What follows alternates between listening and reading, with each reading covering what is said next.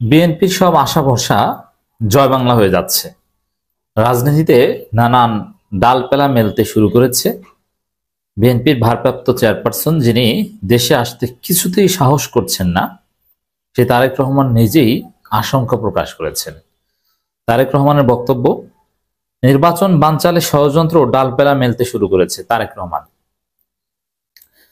আচ্ছা, নির্বাচন বানচালে ষড়যন্ত্র, আমি যে কথাটা বারবার বলি যে নির্বাচন ঠেকানো বা নির্বাচন যৌক্তিক সময় পর্যন্ত পিছিয়ে দেয়া বা সংস্কার পর নির্বাচন করা, জনগণের যে এই যৌক্তিক দাবি, এটাকে বিএনপি বলবে নির্বাচন বানচাল, এবং এটাকেই তারা তাদের জীবন মরণের সাথে সম্পর্কিত করে, এবং এটাই সত্য। যেমন এই পাতানো নির্বাচন যদি বানচাল হয় অথবা স্থগিত হয়, তাহলে বিএনপির খেলা ধরা পড়ে যাবে, বিএনপি আর সফল হবে না। কারচুপি করে পেছনের দরজা দিয়ে বিএনপির ক্ষমতায় আসার রাস্তা বন্ধ হয়ে যাবে, আর কোনো উপায় থাকবে না। সেটাই হতে যাচ্ছে। তারেক রহমান মনে করছেন যে নির্বাচন বানচালের ষড়যন্ত্র হচ্ছে। এখন বানচাল তো বিএনপি বলবে, আমরা তো সরাসরি ওপেনলি বলছি যে এইভাবে কোনো নির্বাচন হবে না, ফেব্রুয়ারিতে কোনো নির্বাচন হবে না।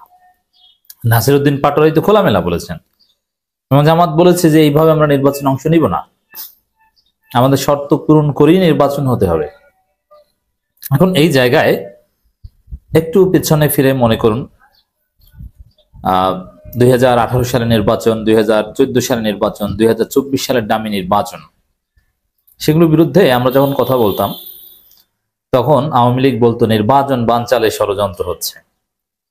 যখন 14 এবং 24 নির্বাচনের বিরুদ্ধে বিএনপি জামাত হরতাল অবরোধ করত, তখন বলতো নির্বাচন বানচালে ষড়যন্ত্র চলছে। এখন যখন জনগণ যৌক্তিক দাবি করছে সংস্কারের, সুষ্ঠু নির্বাচনের, কারচুপি কিংবা পাতানো নির্বাচন ঠেকানোর যে দাবি করছে, তার প্রেক্ষিতে বিএনপি বলছে নির্বাচন বানচালের ষড়যন্ত্র। এর মানে যারাই পাতানো নির্বাচন দিয়ে ক্ষমতা আসতে চায়, তারাই জনগণের দাবিকে বানচাল বলে উড়িয়ে দেওয়ার চেষ্টা করে। কিন্তু আওয়ামী লীগ তো তাদের কথিত বানচাল ঠেকাতে পেরেছিল, এর মানে তাদের মনের মতো পাতানো নির্বাচন করতে পেরেছিল।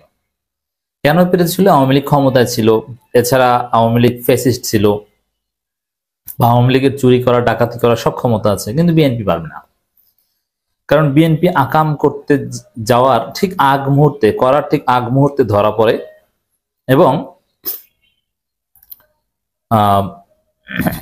বিএনপি এখন রাষ্ট্র ক্ষমতায় নাই, যদিও রাষ্ট্রশক্তি বিএনপির পক্ষে, কিন্তু তারপরও আওয়ামী লীগের মতো করে সবকিছু নিয়ন্ত্রণ করতে পারছে না। যার ফলে বিএনপির এই অপকর্ম নিমিষেই ধরা পড়বে। জাতীয় নির্বাচন বানচালের ষড়যন্ত্র ডালপালা মেলতে শুরু করেছে উল্লেখ করে সকলকে সতর্ক থাকার আহ্বান জানিয়েছেন বিএনপির ভারপ্রাপ্ত চেয়ারম্যান তারেক রহমান। দেখেন, এটা নিয়ে রাগ ঢাকের কিছু নেই, সোজা সাপটা হিসাব। জাতীয় নির্বাচনের এই ফেব্রুয়ারিতে নির্বাচনের বিরুদ্ধে সবাই ওপেনলি, এটা গোপন কোনো তৎপরতা নয়। ফেব্রুয়ারিতে কোনো নির্বাচন হবে না, সম্ভব না। ইউনূসের বাপেরও সক্ষমতা নাই নির্বাচন দেওয়ার, যতই বলুক না কেন, পারবেন না। আর ইউনূসের চেয়ার থাকে কিনা সেটা দেখেন না, আপনি নির্বাচন কিসের আবার? তিনি বলেন, জনগণের সঙ্গে সম্পর্ক থাকলে আমরা বিশ্বাস করি কোন ষড়যন্ত্রই বিএনপির অগ্রযাত্রাকে রুখতে পারবে না, ইনশাআল্লাহ। সকলকে সতর্ক থাকতে হবে। তো কোন ষড়যন্ত্রই আপনাদের রুখতে পারবে না, তাহলে আপনি দেশে আসেন না কেন? তো বুঝতে পারছেন যে ষড়যন্ত্রের কাছে আপনারা এখনো মাথা নত করে আসেন, এবং ভয়ে দেশে আসেন না, অথচ দেশে আসতে কোনো বাধা নেই, এটা সবাই জানে।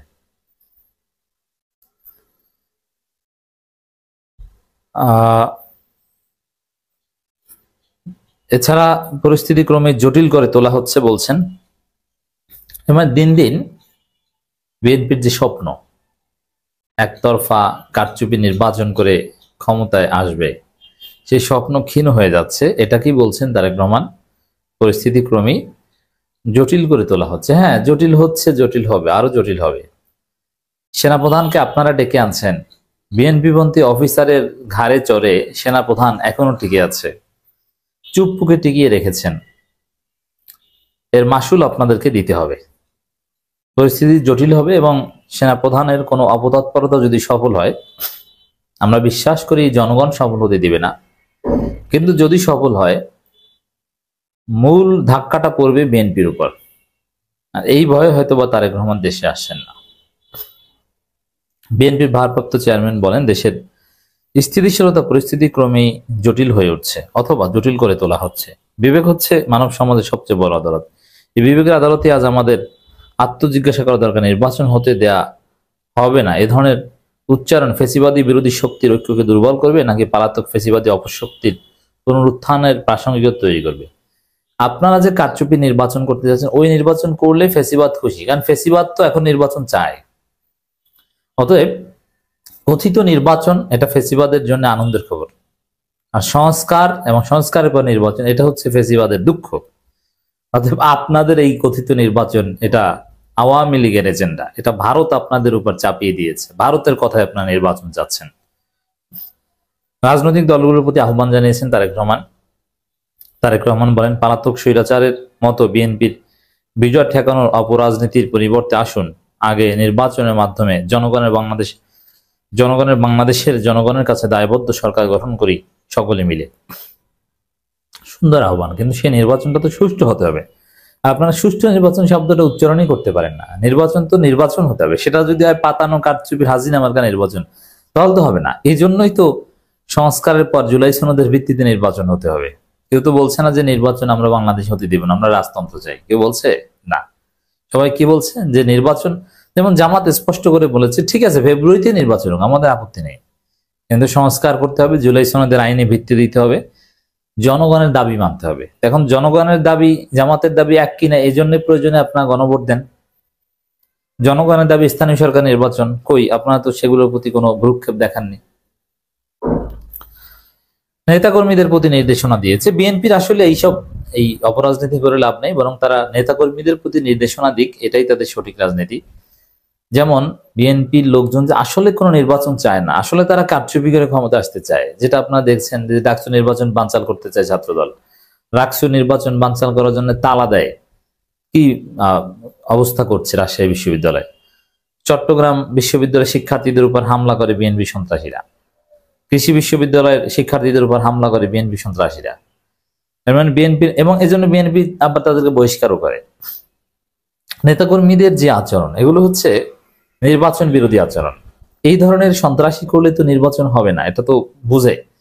এর মানে আসলে এই সংস্কার ঠেকানো বা এগুলো বাদ দিয়ে এগুলো ঠেকাতে পারবেন না। সংস্কার হবে, বাংলাদেশে সুষ্ঠু নির্বাচন হবে, বরং আপনারা নেতাকর্মীদের সচেতন করুন, তাদেরকে চাঁদাবাজি, সন্ত্রাসী, শিক্ষার্থী এবং শিক্ষকদের উপর হামলা থেকে ফিরিয়ে আনুন, নির্বাচন বানচাল চেষ্টা থেকে ফিরিয়ে আনুন, আপনাদের জন্য লাভ হবে। মব ভায়োলেন্স প্রশ্রয় নয়, এটা বলছেন তারেক রহমান। মব ভায়োলেন্স এই শব্দটাই হচ্ছে ভারতীয় শব্দ, এটা ভারতের দালালদের তৈরি। মব মানেই হচ্ছে এখন আওয়ামী লীগের শব্দ, আওয়ামী লীগের পরিভাষা বিএনপি ব্যবহার করছে, যেটা দুঃখজনক। এর মানে আপনার আওয়ামী লীগের ফাঁদে, আওয়ামী লীগের ন্যারেটিভের ফাঁদে।